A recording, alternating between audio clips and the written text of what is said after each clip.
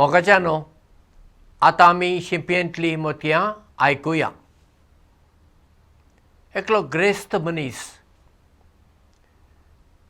आपल्या भुरग्यांच्या फुडारा विशीं मार्गदर्शन घेवंक एका जाणट्या मनशा कडेन गेलो आनी हो जाणटो मनीस शिकोवपी, खूब जाणांक ताणें शिकयलां, जायतो अणभव आसा. आनी हो ग्रेस्त मनीस त्या शिकोवप्याक म्हणटा, गुरुजी, म्हजे लागीं जायते दुडू आसात आनी हे दुडू आतां हांव म्हज्या भुरग्यां खातीर ते इन्वेस्ट करूंक सोदतां.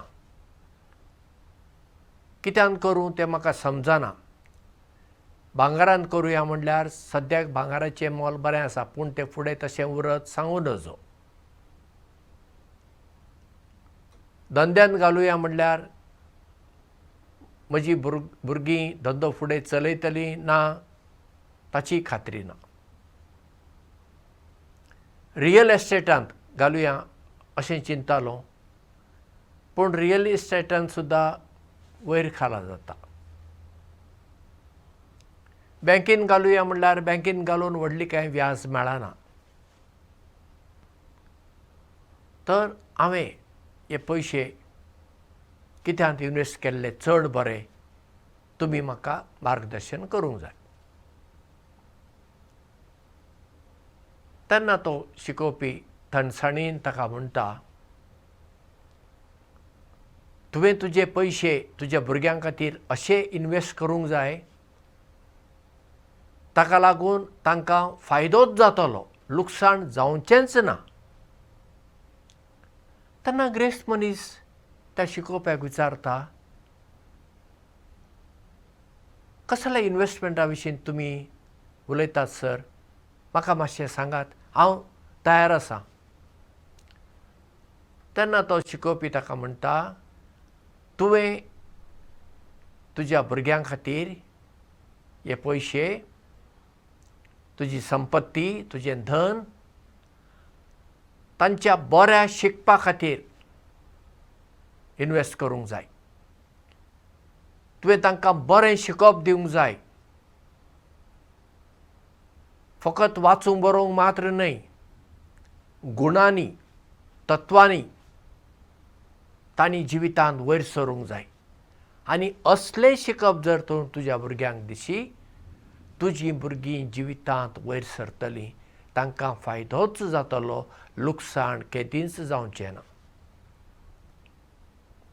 जायते फावटी आमकां दिसता आमचे लागीं जायते दुडू आसा म्हणल्यार आमी खुशाल आसतलीं. तशें ना. सगळ्यांक दुडू जायूच, दुबाव ना.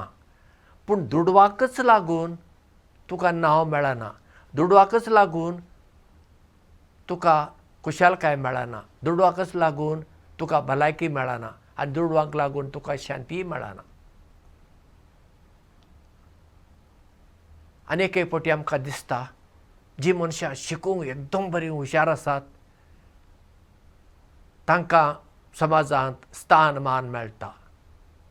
ना, फकत शिकप आसून पावना.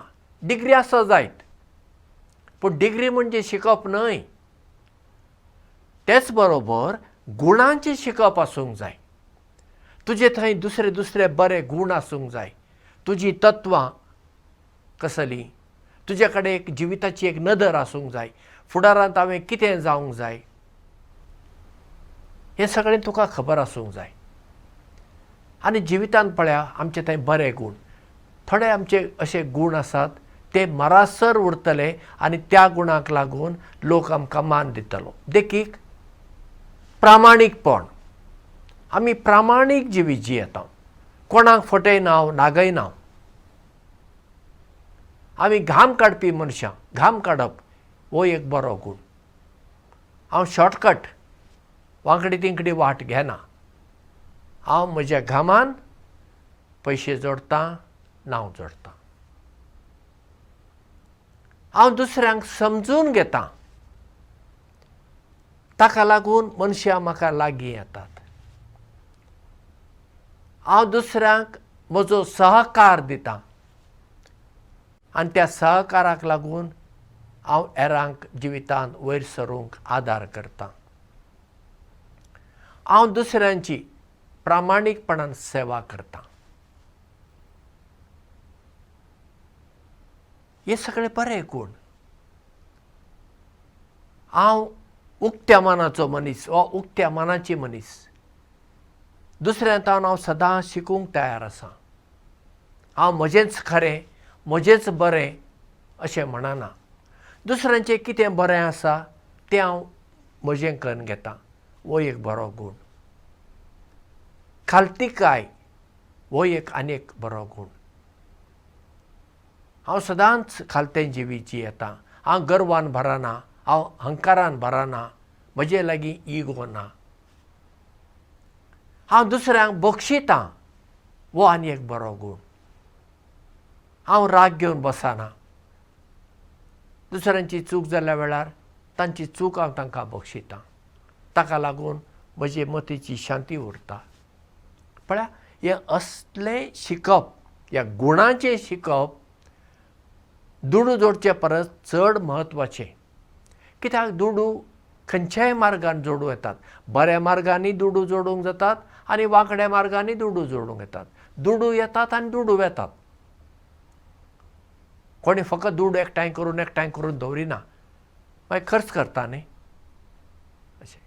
पूण हे बरे गूण आसात पळया, ते जितले आमचे थंय येतात, जितले आमी ते वाडयता तितले आमी गुणांनी वाडटा. म्हणटच आमच्या भुरग्यांक आमी असलें शिकप, वाचूंक बरोवंक शिकयता, बरें, ती गजाल जालीच. तेच बरोबर तांकां बरें गुणांचें शिकप, एक तांच्या जिवितांत एक तांकां नदर आसची तसलें चिंतप आमी तांकां दिवंक आसा. आनी ताची सुरवात आमच्या घरांनी जावंक जाय. आमच्या घरांतूच हें पयलें. कित्याक घर म्हणजे पयलें इस्कॉल, पयली शाळा. आमची आवय आमची पयली शिकोवपीण, बापूय आमचो पयलो वा दुसरो शिकोवपी. त्या घरांतूच जें शिकप मेळटा पळया, ते बुन्यादीचेर मागीर शाळेंतलें शिकप आनी कॉलेजीचें शिकप उबें जाता. तर आमी आमच्या भुरग्यांक असलें शिकप दिवपी मनशां जावया. देव बरें करूं आनी मोग आसूं.